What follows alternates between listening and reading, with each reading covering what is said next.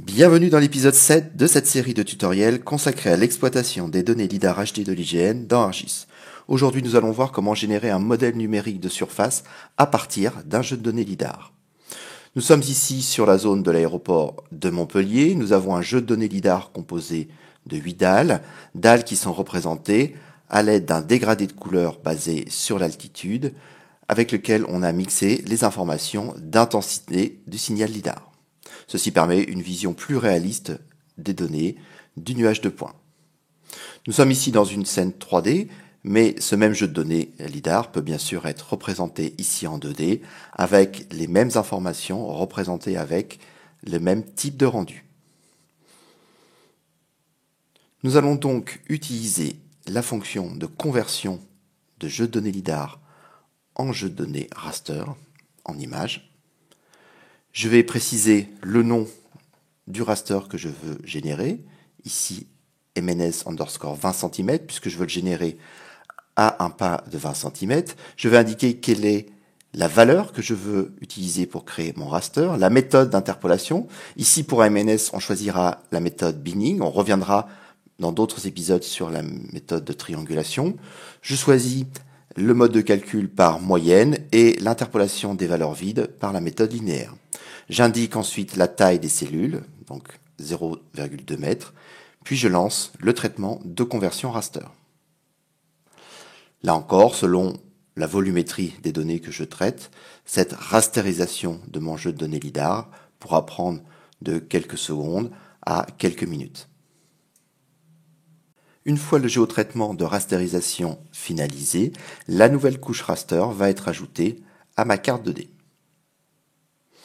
Vous la voyez apparaître ici, chaque pixel, chaque cellule de mon raster est représentée en fonction de sa valeur qui est ici l'altitude, donc 15,7 mètres ici pour un point situé sur le toit, ou 4,2 mètres ici pour un point situé au sol.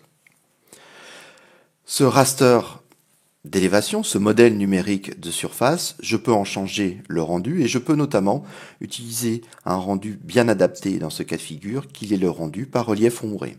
Le principe ici est de représenter chaque cellule de mon raster avec un dégradé de couleur basé sur l'altitude, mais d'introduire en plus de cette couleur une variante, un niveau de gris qui correspond à l'ombrage. Et vous voyez qu'on perçoit beaucoup plus facilement le relief avec ce type de rendu. Je peux revenir à un dégradé de couleur plus simple qui va du blanc jusqu'au noir et donc ne faire apparaître finalement que la partie ombrage.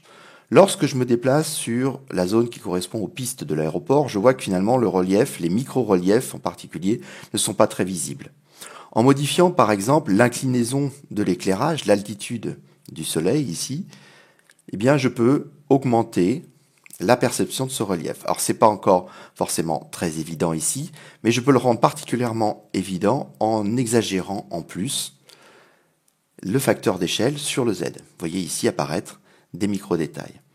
Alors, quand on a une couche comme ça d'ombrage, il peut être intéressant de l'utiliser en la mixant avec une orthophoto, par exemple, et en utilisant pour cela les mécanismes de fusion proposés par ArcGIS Pro, et notamment la fusion par multiplication qui va prendre les variations des ombrages, des niveaux de gris et les intégrer dans les couleurs de mon orthophoto.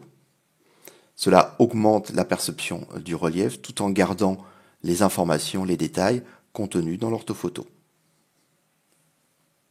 Voilà pour aujourd'hui, je vous donne rendez-vous pour 2 prochains épisodes consacrés à la génération non plus de modèles numériques de surface, mais de modèles numériques de terrain.